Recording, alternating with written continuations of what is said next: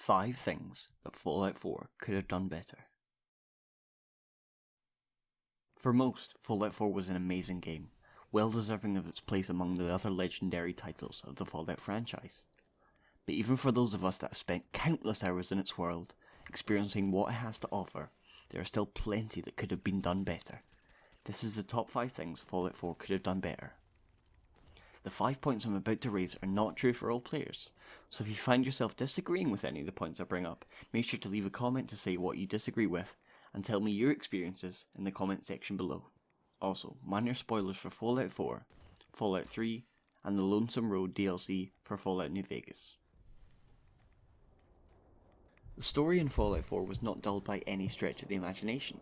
The player's freedom to choose their faction in the story was a huge improvement over Fallout 3's very linear storyline, but the main questline for Fallout 4 was in no way short of faults. I can only speak for myself, but I spent most of my playtime forgetting that I even had a son, never mind it being taken from my dead wife.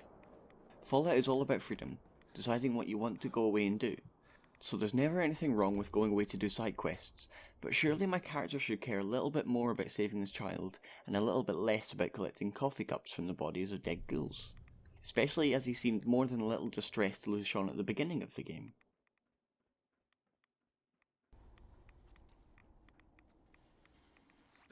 Being the hero of the wasteland can be incredibly enjoyable for a while. Eventually it gets boring helping out every idiot wastelander who's gotten themselves into any amount of trouble at all. At some point it's much more enjoyable to just run around Diamond City in a decked out suit of armour, wielding a Gatling gun, and see just how much of the guards and civilians you can take out before the sheer mass of pipe pistols takes you down. In previous Fallout games, slaughtering all of these innocent wastelanders would have had a dire effect on your karma rating. This would cause different groups to come after you, trying to put you down for your awful deeds. And, in the case of Fallout New Vegas, would affect how different factions in the game view you. More violent factions positively, and friendlier factions negatively. In Fallout 4, however, after the slaughter, really the worst thing you could do to keep up this bad guy persona would be to accept yet another quest from Preston to help a settlement, but this time in a slightly sarcastic voice.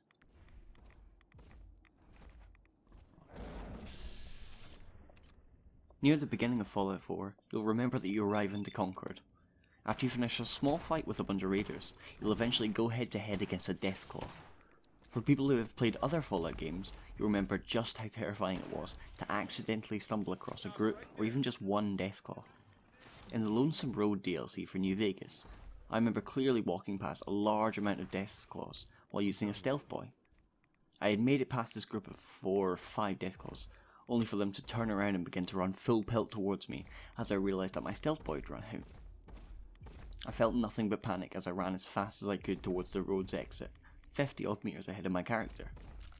When I made it away, I felt elated, and I actually started laughing at just how scared I had been when running away from those Deathclaws. In Concord facing that Deathclaw though, I gunned it down with my minigun with very little effort, even though I was on the highest difficulty level. I want to return to being terrified of the beasts of the wasteland. They're supposed to be beasts. They're often twice as tall as I am, many times more in the case of some of the behemoths, but I'm still not very scared of them. With many stim packs and a powerful enough weapon, taking on the beasts of the wasteland is a casual affair. Hardcore mode of course resolves some of those problems, but also brings a host of other features that players may not want to experience.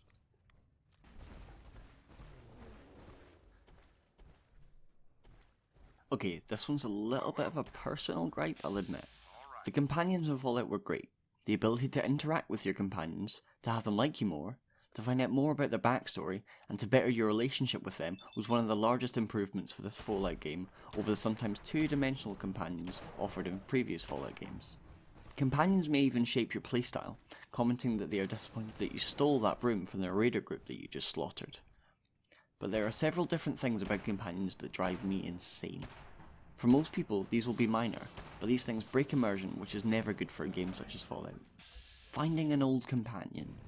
When dismissing a companion, it will ask you where you wish to send them. Even if I consciously decide where I want them to go at the time, I often forget or find that they are not where I was sure I sent them to. I've spent far too many hours trying to work out where my companion has gone after I dismissed them. searching through each of my 20-ish settlements, which are already filled with other people, in order to find where Kate has gone, is a giant waste of time at the least. I know, this is my fault. I'm the one who lost them, but I surely can't be the only one who said, "Oh, I don't care where you go," and callously chose a settlement which I won't remember for them to go to. Especially Dogmeat, who's a master of hiding in his kennels. It just would have been nice to be able to find them easier when they go off to hide themselves among my other settlers. Except from you, Strong. You're not exactly the best at hiding in plain sight.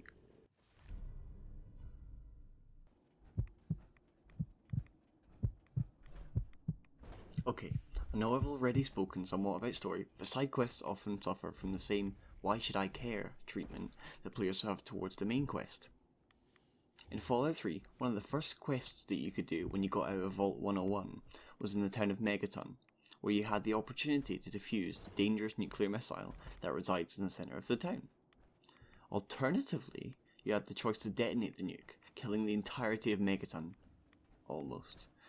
This choice felt like it had weight in the world of Fallout, and would affect the lives of the people living in the capital wasteland. Other quests, still only Megaton, would consist of writing a guide to survival in the wasteland. Performing this job well would create a great guide to help those trying to survive in the wasteland, and cheating your way through the guide for easy caps would create a poor guide that would be commented on as such by everyone's favourite radio host, Dog. These quests felt like they were having a huge effect on the wasteland, and the choices you made in them had wildly different outcomes depending on which way you chose to go. These choices feel so much less present in Fallout 4, where you oftentimes feel that your input to the wasteland could be nothing but mass murder of factions, and the killing of lowly rad roaches for farming settlements. I loved Fallout 4.